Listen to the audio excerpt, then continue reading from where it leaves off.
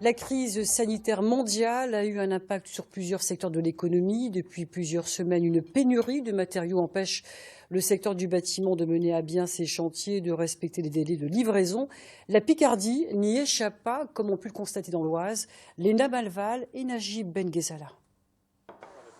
Marie-Vonne et Maurice habitent cette maison depuis plus de 40 ans.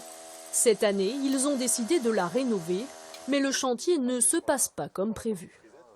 On a été déjà plus d'un mois, tout le mois de juillet, dans les travaux. Là, on est encore avec les affaudages, on est avec les plastiques devant les fenêtres, donc on vit dans le noir, presque. En cause dans le retard du chantier, la pénurie de matériaux, bois, acier ou encore polystyrène, qui frappe le secteur du bâtiment. Cette entreprise doit jongler au quotidien avec les délais. C'est des gars qui m'appellent toute la journée en me disant il me manque ci, il me manque ça, on n'a pas été livré, et j'appelle le fournisseur et il me dit ah bah oui on est en rupture. Voilà. C'est la seule réponse que j'ai depuis le début de cette année, on est en rupture. Dans cette menuiserie près de Compiègne, le problème n'est pas le manque, mais la hausse des prix des matériaux, comme ces plaques en mélaminé, plus 25%, ou encore ces portes coupe-feu. Un de nos fabricants nous a appliqué 17% que l'on subit et que l'on ne pourra peut-être pas répercuter sur les marchés déjà signés.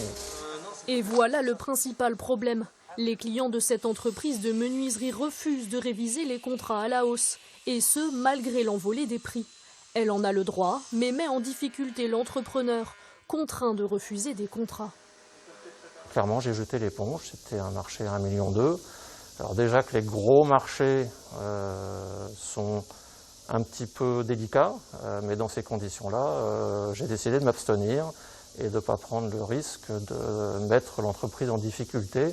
Donc on est effectivement pris entre le marteau et l'enclume. 6 mois que le secteur du bâtiment est sous tension et la situation n'est pas prête de s'améliorer. Les tarifs devraient encore augmenter dans les mois à venir. Bonsoir Guillaume Gamache. Bonsoir. Alors vous êtes secrétaire général de la Fédération du bâtiment de l'Oise. Est-ce que l'on peut dire ce soir que l'ensemble des entreprises du BTP de l'Oise, c'est-à-dire 600, connaissent ce phénomène de tension?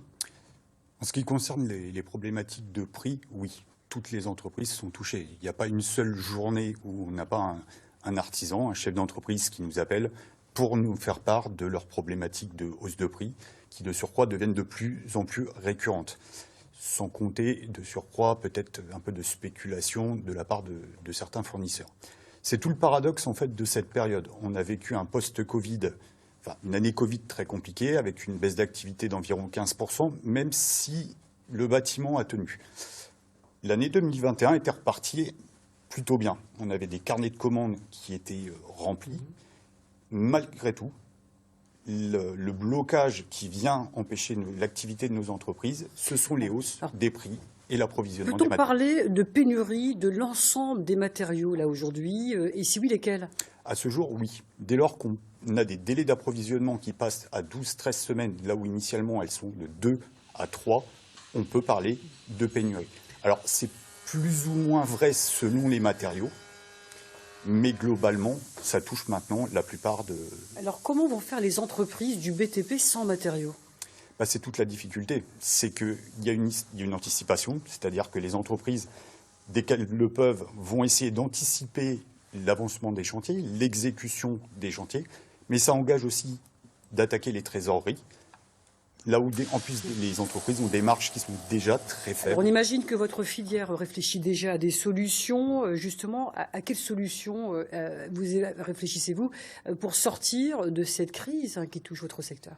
C'est toute la difficulté, puisque la problématique d'approvisionnement est mondiale.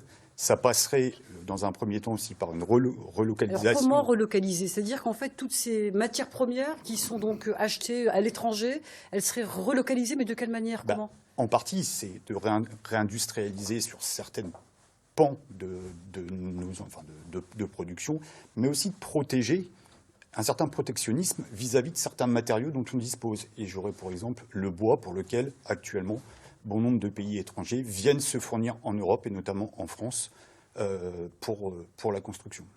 Eh bien, merci beaucoup Guillaume Gamache. On retiendra que que le secteur est bien sous tension, qu'il y a bien une pénurie de certains matériaux et que vous demandez à mettre en place une relocalisation des matières premières. Merci beaucoup. Économie.